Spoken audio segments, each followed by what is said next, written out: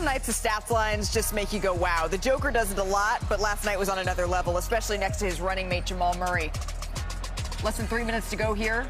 Murray gets it inside. That was just a casually brilliant pass. You see how that went in there? Casually brilliant is a good way to describe Nikola Jokic oftentimes. Again, casual brilliance here. That connection with Jamal Murray pulls up for three.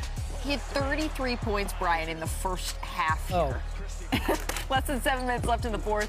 Jokic, another rebound, tosses it ahead to Murray. That wasn't casual. That was just straight brilliant. Gets the bucket and one. I will say this best passing big ever is either him or K-Love, in my opinion, for his best outletting big. Okay. I was just saying, they know maybe about. How about these stats to go along with that effusive praise? 23, 21, 19 assists for the Joker, and then Jamal Murray had 53. By the way, Jokic almost did it with no turnovers. This was the third time he went for a triple-double, and Jamal Murray also scored 50. That's the second pair of teammates in NBA history to do that, behind only Wilt and Guy Rogers. So let's the good. Right, or those stats, the fact that Denver scored 142 points, but they gave up 135, right? And yes, of course, no Aaron Gordon, but can their offense make up for those defensive struggles? I got to just put that on pause. He has 37 assists and 2 turnovers, I believe, in the last 48 hours. Just driving by that stat. They played in Phoenix. They did this happen last week. They played in Denver, then they flew to Memphis. They lost that game, but they arrived like 3 in the morning. Again,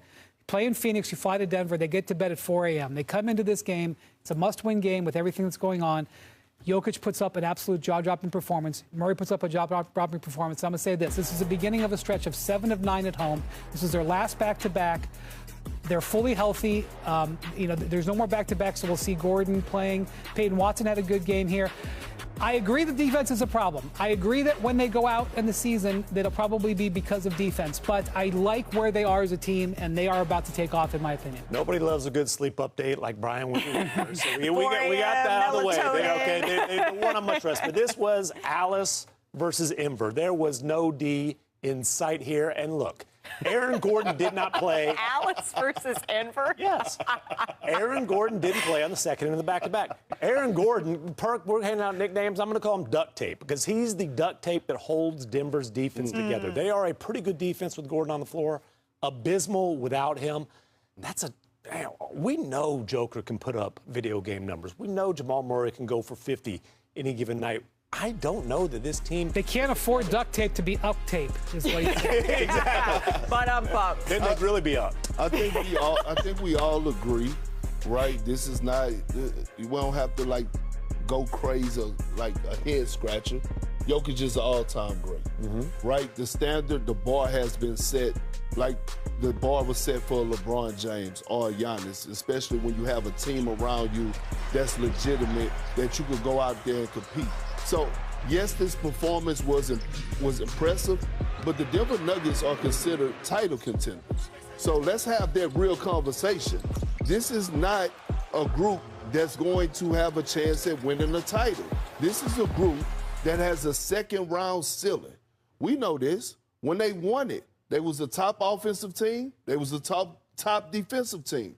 Them giving up 35 points it was last night to Dallas, that's not going to cut the mustard. They have to come with it. And we're getting late into the season, and we're still searching for Denver identity on the defensive side of things. Yes, Aaron Gordon is a game changer, but they still don't have a true, legit rim protector. And when you talk about going against OKC or that 7-7 crazy man down there in San Antonio, what are we really speaking on?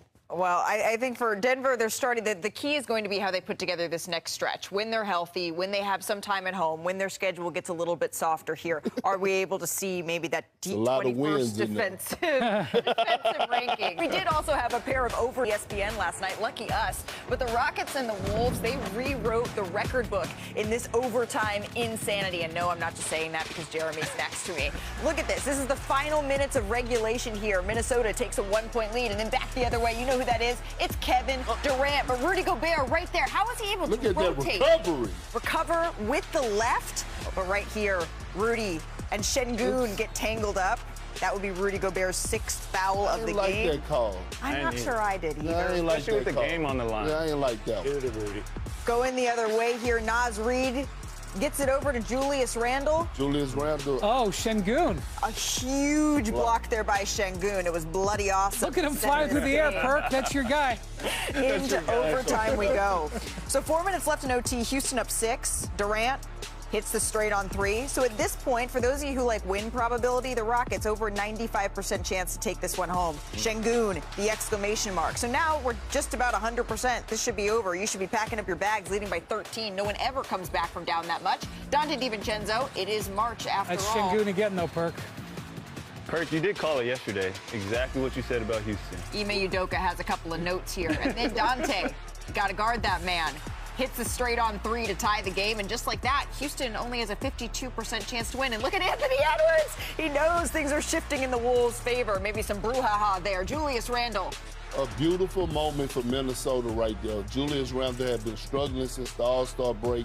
Definitely needed a moment and a game like this. This one's slipping away from Houston, and yet a foul would be called here. Rob, you can't believe it. Sending Kevin Durant to the free throw line. But there was no chance he would miss that. He missed the first, and so you have to intentionally miss the second to try to pull an Austin Reeves like we saw with the Lakers. What's the probability of getting the ball back there? Well, Pretty they low. got it, and so on to the inbounds here. Houston ball, one more chance, but Minnesota Relevant communication. gets a hand on it. But I really don't like that play. KD just pops out. There's no screen. There's no movement. There's And no yet deception. Minnesota is able to hang on 110-108. And to your point here, Jeremy, not only did the Wolves come back from the largest deficit in overtime in the play-by-play era, no other team has come back from even down more than 9 points in overtime to win this one. So Tim McMahon joins us for this one. He covers the Houston Rockets for us. Ime Udoka said that this was the worst loss of the year, and there have been several bad losses here for the Houston Rockets. What are you diagnosing here? This is a team that can't close games. Consistently, this team struggles in clutch situations. That's, KD, we're about a week removed from him saying, get me off the ball in clutch situations. I'm tired of getting doubled, and we can't take advantage of. They're trying different things, getting the same results. And Perk, do we have a vibe check after this one? I saw Şengün make an amazing play to swat the ball and send it into overtime, bloody lip and all that. I saw no excitement from his teammates. I mean, you know what? Seriously, I got a new nickname for the Rockets. Laundry man. Because they're just waiting in the dryer to come out the dryer because they're going to fold like clean sheets every single time. That was an embarrassment. We less than 10 games in the season. You're trying to find your identity. You were in the slug match at halftime. It was a 1-point game, I believe it was. You come out aggressive, you force it to overtime, you take a 13-point lead, and you fold like clean sheets. That's called a team that's not together. No chemistry whatsoever. I said it at halftime yesterday. It looked like an AAU team out there playing with no practice. Yeah. And part of it, look, 50% you could blame on the players that's performing on the floor. It's time to start putting some blame on Ime Udoka as well. I agree. Like, we can't just keep letting him off the hook for what he did in Boston or how he came last year and put the made the Rockets relevant again. What are you going to do with this squad? I mean, I'm going to agree with that, especially even something so small like the last play. It's like, okay, you're down to 1.1 seconds. But to just have KD ISO'd there, literally their play is KD is just standing there, try to get him the ball, and hopefully he makes a hero play. That's not a play.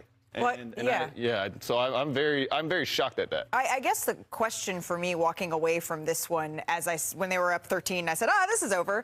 It was not. Did the Rockets lose this game, or did the Timberwolves snatch it? This was a character-defining win for the Wolves. Everything you guys are saying about the Rockets is right. I just want to say they only had 8 guys, really, they were playing in this game, okay, because of the injuries elsewhere. They started Mike Conley went from out of the rotation to starting. Then they lose Jaden McDaniels to cramps. Rudy Gobert fouls out of the game. Naz Reid, controversially, gets ejected from the game. Ayo Dosunmu didn't play in the game at all. And your Ant is obviously out of the game. And then they stitch it together and don't quit in a game that was vitally important to them because it not only determined seeding, but it was their home game. Very, very impressive that they never gave up at the end of this game. And you know what else happened? What? They attacked Şengün down the stretch in that overtime. We didn't have that whole thing. As good as Şengün was getting that block shot, he also took a charge. He did so many things well. But play after play after play, he's also a target. And that just reminds you that even when the Rockets show poise or step up, they still have flaws in their roster that can be exploited. This was the type of game you were asking for more from Julius Randle. He led this team and delivered in a astounding